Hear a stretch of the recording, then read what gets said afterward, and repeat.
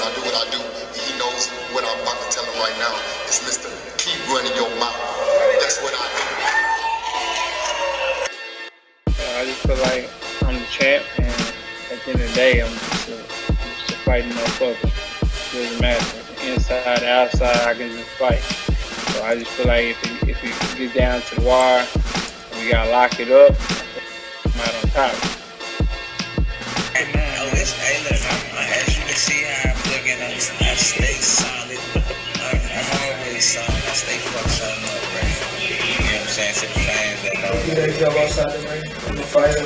Like I said before, ain't no safety on the clock, so I'm ready.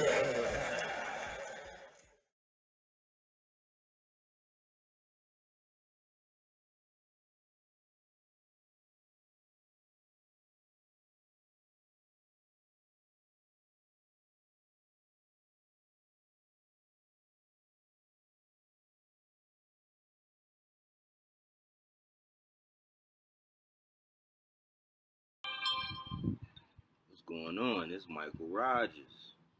Welcome to another episode of Bodywork Boxing. The question of the day is, who should the superstar 3-division champion Gervonta Tank Davis fight next? That's the question. Now, the hardcore in me is one thing. Hardcore in me is all about legacy. And at the end of the day, years from now, when they look back at his career, what are they going to be able to point fingers at? What are they going to be able to scrutinize? What are they going to be able to say in regards to Tank's career? Now, I'm out here in Baltimore. You know, I'm right around the corner from Upton Gym with Coach Calvin and them. I'm right around the corner from where Gervonta was raised at. That's where I'm at right now. That's where I live. That's where I reside. So, Tank is one of my favorite fighters. I grew up in Landover, Maryland, which is not too far from Capitol Heights. And Mr. Gary Russell is another one of my favorite fighters. And I believe that they should have danced. That's the only fight within reason that Tank will take that I would have to flip a coin and say, hey, I'm not betting on that. Everything else, anybody else they put in the ring with Tank, I'm going to put my money on Tank. But it's something about those two styles and the history and the drama behind them two fighters, that I wouldn't be able to bet on. My question is, where do Tank go? Was he put at a handicap by the comments by Floyd Mayweather? And let's get into the comments of Floyd Mayweather. Okay, when he said he was going to do everything in-house. From TMT to PBC, we all one family. We're not going to make any other fighter rich from another company. We're not going to make any other promotional company, whatever. We're not going to make any other fighters rich. Let's break that down and what he was saying. Because the way I understood it was, he was basically saying, I'm the A-side. Y'all can talk all that noise, all that stupid stuff about I'm the A-side, this and this and that. You know what I'm saying? If you're not putting butts in seats, even if you got a belt, blah, blah, blah, I got the money man. I got Tank. Tank is the cash cow. From 130 all the way up to 140, he is the cash cow. Now, having a legitimate belts, instead of secondary belts, he has the legitimate belt at 130. He has secondary belts at 135 and 140. So, what Mayweather was saying is, look, y'all can play all this A-side, B-side stuff and claim you the A-side all you want. I have the money man. I have the knockout man. I have the guy that everybody want to come see. So, I'm going to put that out there. So, if you want to fight my guy, we're going to be the A-side. We're going to dictate everything. If you're not going to agree to that, don't hit my line.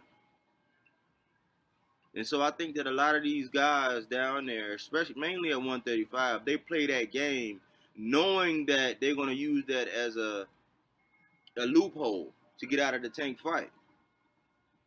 We got people like Devin calling out Tank And my question, which has yet to be answered, is Bill Haney came out and said once he fought Santa Cruz and knocked Santa Cruz out, Tank went on, got another deal on the table, took that deal, which happened to be Mario Barrios. Bill came on record, he was on the Boxing Voice and said, well, we never got a call. My question has and always will be until somebody can answer this is if Devin does have that legitimate belt, he has the WBC belt, right?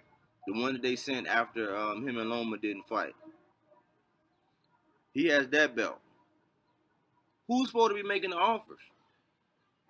It's real easy to be able to say, hey, we didn't get an offer, we didn't get a call. But if you got a call, you know that they're going to say Tank is the A side. Devin sold 5,000 tickets, Tank sold 16,500. At the end of the day, these people, it's prize fighting and they're fighting for money. Legacy does mean something. Legacy means that, okay, in the history books, in the Hall of Fame, that's what your name is going to be. It's not like how it was back in the day with the Four Kings. It's not like that anymore. It's not. They didn't duck no smoke. They didn't dodge no smoke. Everybody was trying to fight everybody. And yeah, you know, the history books, and if you go do your digging, you'll see how some fighter, like, selectively maneuvered around other fighters and all that, but it wasn't that common. So it's real easy to say we didn't get a call. Okay, so you didn't get a call. Did you make a call? It's easy to get on social media. Like Rolly said, when he was asked about Devin Haney, he's like, Devin Haney says he wants to fight the best. Well, he's like, Rolly said, yeah, Devin Haney, he does that. He'll call everybody out on social media. And then when it comes down to it, what happens? He'll call out a big name and then fight somebody that we know he ain't got no business. Just like right now, it's a storm brewing because JoJo Diaz just fought and beat Fortuna. And it was being alleged that Tank was stealing an opponent, which I don't understand. How can you steal an opponent? You submit a deal or y'all get in the works and a fight is scheduled, that's what it's going to be. But it was allegedly reported that JoJo Diaz said that he turned down a Tank fight and that he wasn't going to go through because now he's the mandatory to Devin Haney. And Fortuna's out of the picture, which we should have been got Devin Haney and Fortuna. It's just like we should have got Gary Russell over Gamboa. We should have got Loma over Linares. And now he calling out Tank. And we probably want to get a JoJo Diaz. JoJo Diaz ain't got no business in the ring with Devin Haney. That's easy work for Devin. And everybody's saying how great he is at 22 and all this, but at 22, Erickson Lubin went and fought Jermell Charlo and got his ass knocked out. So we use that term great loosely. Very loosely. Great and legend and master boxer. We use all these terms very, very loosely. And they don't apply. So my question is, do we get a Devin Haney and Tank? Is Bill going to call? Make that call? If they're going to recognize that they're going to be the B-side, then cool, make the call. Let's get a fight. Let's not sit around and wait. I mean, at 140, I can look it up and I can see, but a list of names, let's see. Might be more than 140, but let's just see. At 135, we got Ryan Garcia, we got Devin Haney. Shakur hasn't moved up there yet. He hasn't yet to join the party, so we're going to leave him out there. We got Oscar Valdez.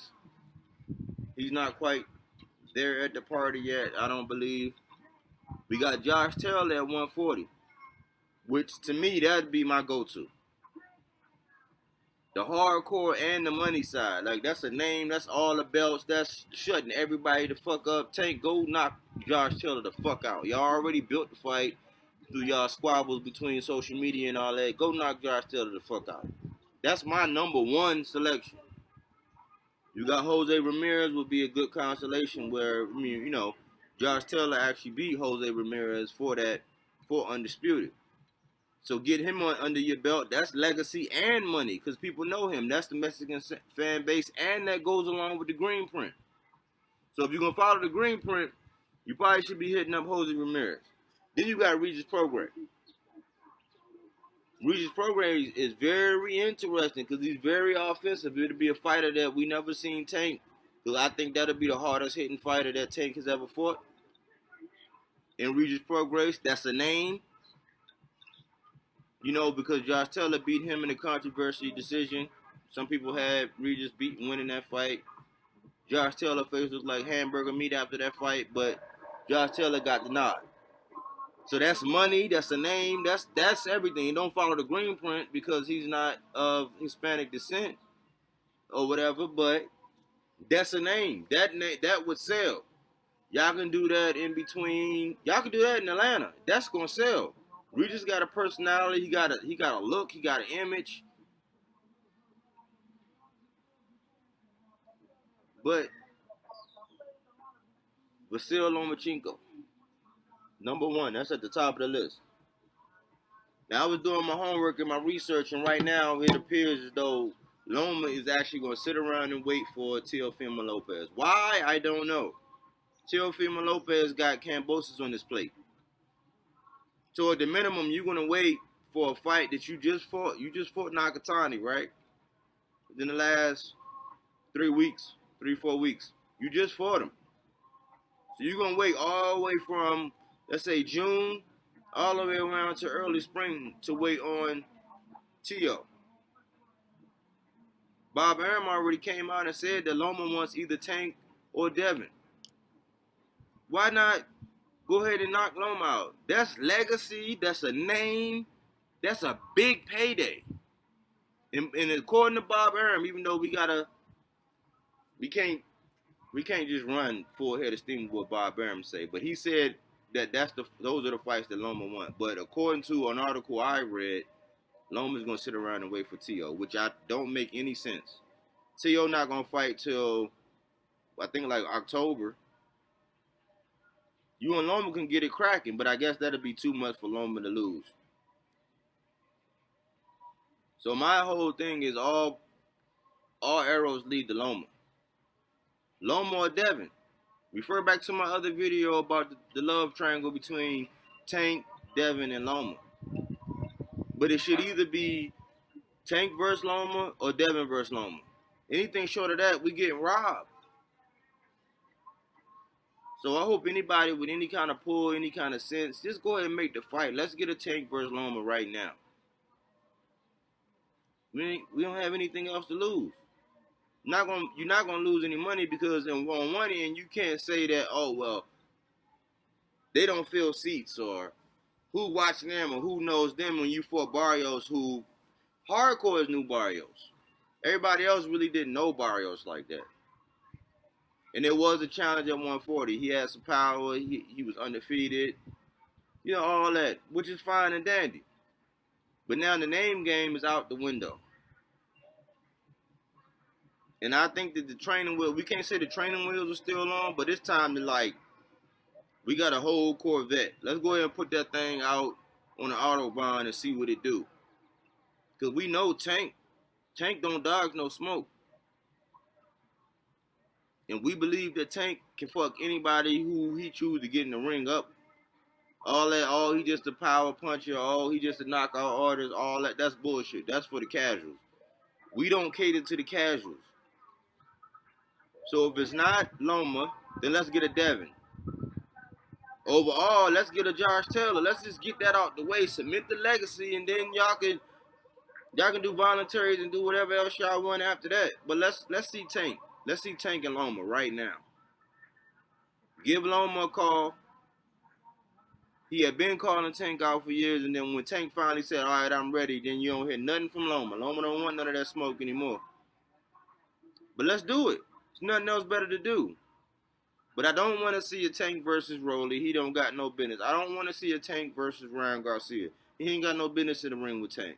And right now, it's going to be more videos with anybody that Tank fight at this point right now, if it's not one of them big names like a Oscar Valdez, Devin Haney, a Teofimo Lopez, a Josh Taylor, a Loma, a Gary Russell, if it's not one of them names, people, that's all you're gonna have to combat all the videos about how he's not fighting anybody. And I understand because Floyd got robbed so much in his younger years, and he put Tank onto the blueprint or the green print on how to make money.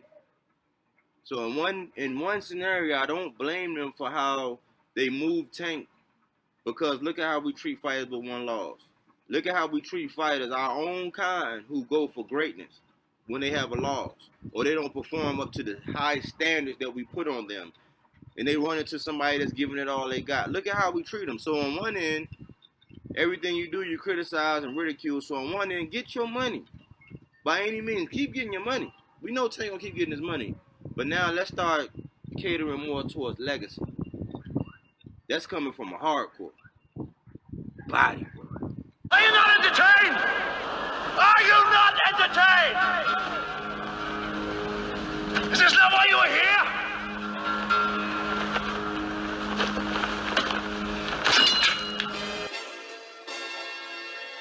My word, and I do what I do.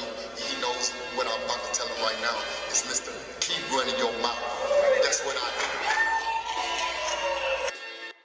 I just feel like I'm the champ, and at the end of the day, I'm just a fighting motherfucker. It doesn't matter.